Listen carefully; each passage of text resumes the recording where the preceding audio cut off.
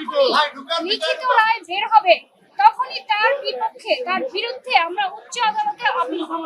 2021 সালে আমার এই মামলাটা যখন আমার কাছে ক্লায়েন্ট নিয়ে আসেন তখনই তিনি আশঙ্কা প্রকাশ করেন যে যেহেতু তার টাকা নাই অতএব তার বিচার নাই। আমি আইনজীবী হিসেবে তাকে বারবারই বলি যে যেহেতু আপনার ঘটনাটা সত্যি আপনি অবশ্যই ন্যায় বিচার পাবেন। তিনি আমার উপর ভরসা করে দীর্ঘ 5 বছর এই মামলা চালিয়েছেন এবং এই মামলাটা কিন্তু প্রথমে কোর্ট আমলে নেয় নাই, প্রথমে পিবিআই কে তদন্তের জন্য প্রেরণ করেছে। অর্থাৎ সরাসরি কোর্ট কিন্তু প্রথমে বিশ্বাস করে নাই, প্রথমে এটা তদন্তের জন্য পাঠিয়েছে।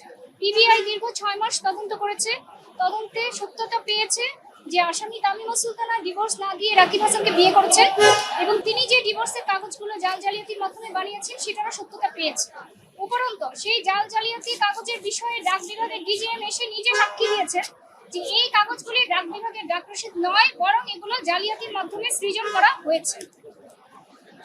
উপরন্তু আসামি নাসির হোসেনের বিরুদ্ধে যে অভিযোগ সেটা নাসির হোসেন নিজেই বাদীকে ফোন করে জানিয়েছেন তিনি জেনে শুনে বিয়ে করেছেন এবং তামিমা সুলতানা তার জেরায় সেটা স্বীকার করেছেন। এই সাক্ষ্য প্রমাণগুলো আমরা আদালতে তুলে ধরেছি, কিন্তু সেই সাক্ষ্য প্রমাণের বিষয়ে আমরা বিস্তারিত কোনো রায় পাইনি।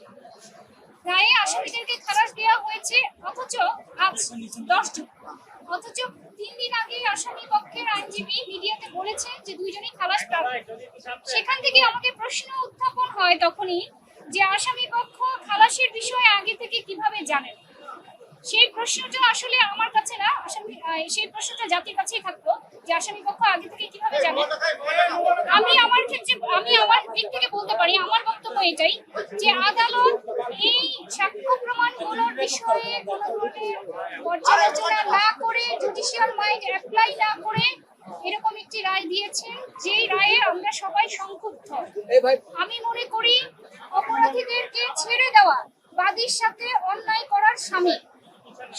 এই জন্য আমরা এই পরিপ্রেক্ষিতে আমরা অপেক্ষা করছি এই মামলার যখনই লিখিত রায় বের হবে তখনই তার বিপক্ষে তার বিরুদ্ধে আমরা উচ্চ আদালতে আপিল করব।